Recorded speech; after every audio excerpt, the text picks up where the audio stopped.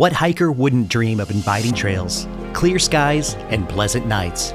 To travel peacefully under the forest canopy, amongst the rolling hills and valleys, alongside streams, seldom reached summits, atop scenic vistas that stretch for miles, to be repeatedly delighted by nature's splendor. As it is, there's no guarantees in hiking. When rent's due and Mother Nature comes knocking, you pay up every time. And on this hike, I paid it in full.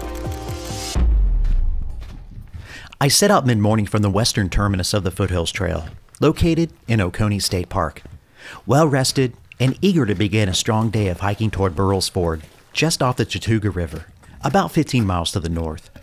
My plan was to spend the night, then make a remaining 13-mile push to Upper Whitewater, North Carolina the following morning, for a total of 28 miles overall.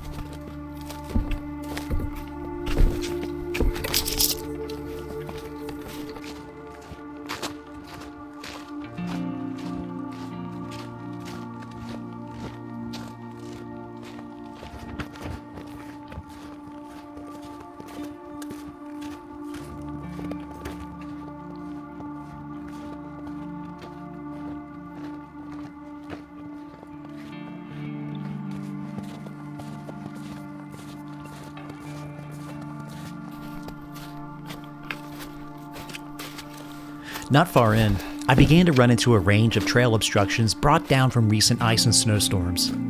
Shrugging the first few off, these repeated obstacles served as a mere sampling of what would soon come to torment me as the day grew on.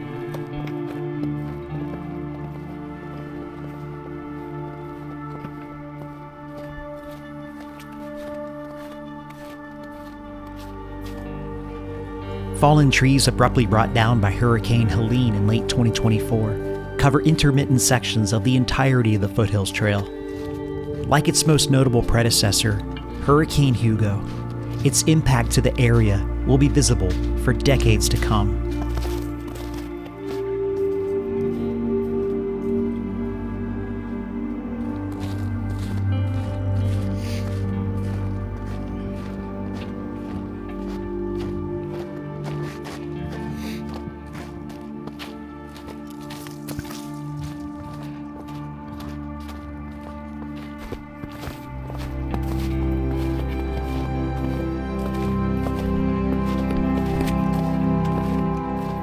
As the last of the preceding footprints came to an end, the fresh snow ahead of me began to reveal the earlier travels of rabbit, raccoon, turkey, and coyote, with some tracks lasting for up to a half mile.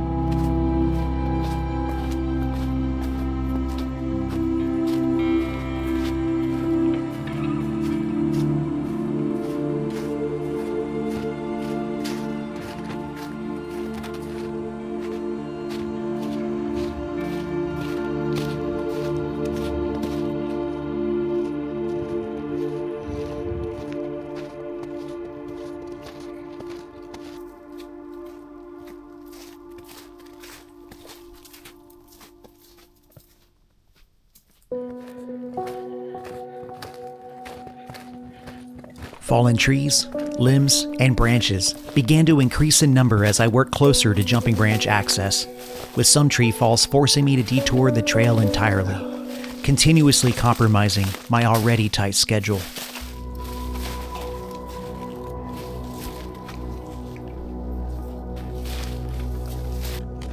As if I hadn't already been properly challenged, I soon found myself staring down at a pair of freshly fallen oaks, catastrophically blocking the trail, save for a narrow gap left graciously underneath. With no way to pass, around or over, my only choice was to remove my backpack and crawl.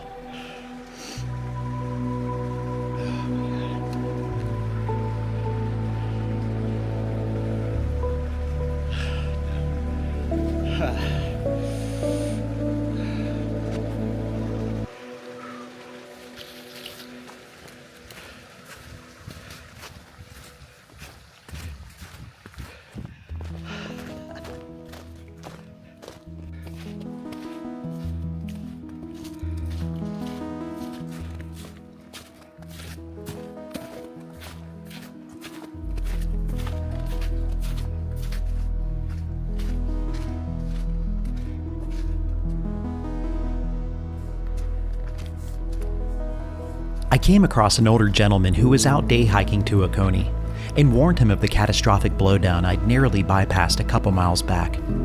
In further conversation, he expressed interest in one day through hiking the Foothills Trail. I was delighted to share with him some of my experiences and favorite destinations along the trail's wild and scenic 76 miles.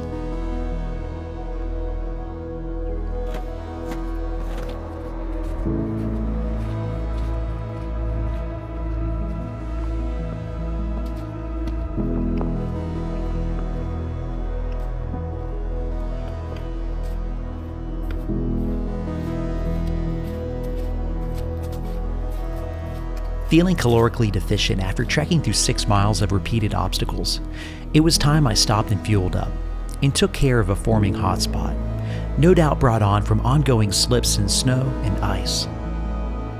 I also spotted a pair of ladies' sunglasses as I mended myself. I'm still trying to get them back to their rightful owner.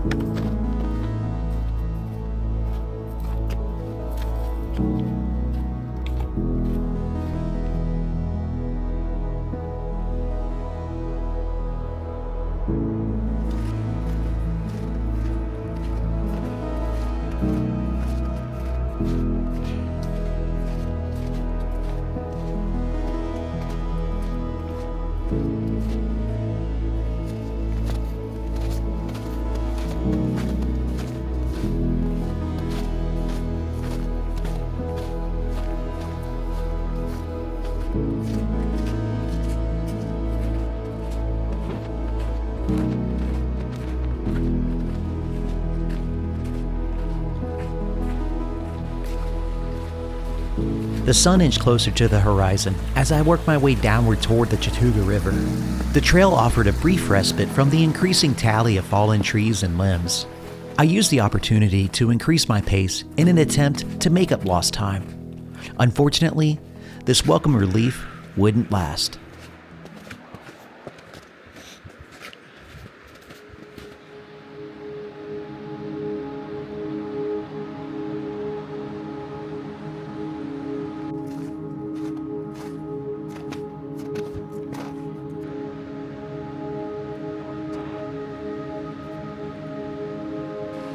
Entering mile 10, and with the river in plain view, I'd gone the entire day with only a liter of water, now reduced to a mere drop, and was desperately in need of replenishment.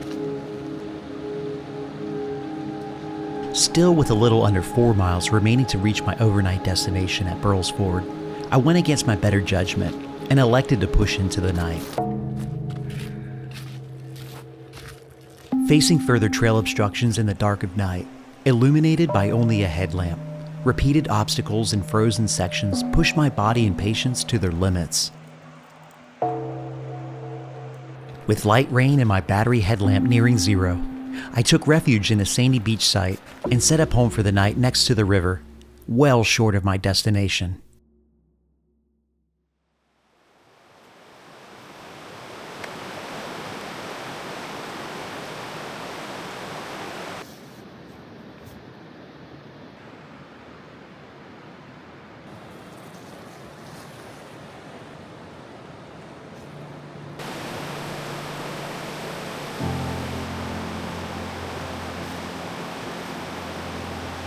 Reflecting on my previous day, my safety, and the loss of momentum I would likely face after further rounds of ice and snow damage, I made the difficult decision to end my hike at the next trail access point 5 miles ahead.